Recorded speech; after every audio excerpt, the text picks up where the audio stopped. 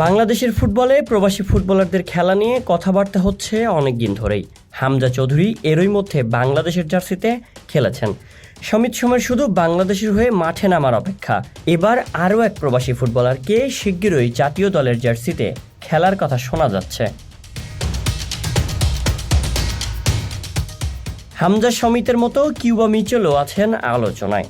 কিউবাকে বাংলাদেশে নিয়ে আসার ব্যাপারটি দেখভাল করছেন বাংলাদেশ ফুটবল ফেডারেশন বাফুফের সিনিয়র সহসভাপতি ইমরুল হাসান। কিউবা মিচেল কবে নাগাদ বাংলাদেশের হয়ে খেলতে পারবে, গতকাল এক পত্রিকায় দেওয়া সাক্ষাৎকারে ইমরুল বলেন, কিউবা মিচেলের ব্যাপারে আমরা কাজ করছি। ওর নানা নানি বাংলাদেশি, এ কারণে একটা লম্বা প্রক্রিয়ার মধ্যে দিয়ে যাচ্ছি, তাই একটু সময় লাগছে। তবে শিগগিরই কাগজপত্র সংগ্রহ করে বাংলাদেশের হয়ে খেলাতে পারবো। কিউবা মিচেল 10 জুন সিঙ্গাপুরের বিপক্ষে খেলার সম্ভাবনার কথাও জানিয়েছেন তিনি। বাংলাদেশের হয়ে কিউবাকে খেলাতে খুব একটা ঝামেলায় পড়তে হবে না বাফুফেকে। এখনও ইংল্যান্ডের জাতীয় দলে খেলার সুযোগ পাননি তিনি।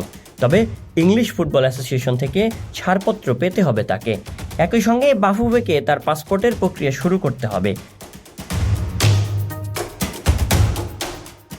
গত এপ্রিল মাসে এক সূত্রের মাধ্যমে জানা গিয়েছিল বাফুফের কাছে কিউবার খেলতে চাওয়ার ব্যাপারে আনুষ্ঠানিক চিঠি পাঠিয়েছে তার agent.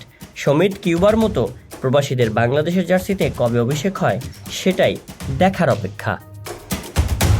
Shayan Sabbir, BD archive.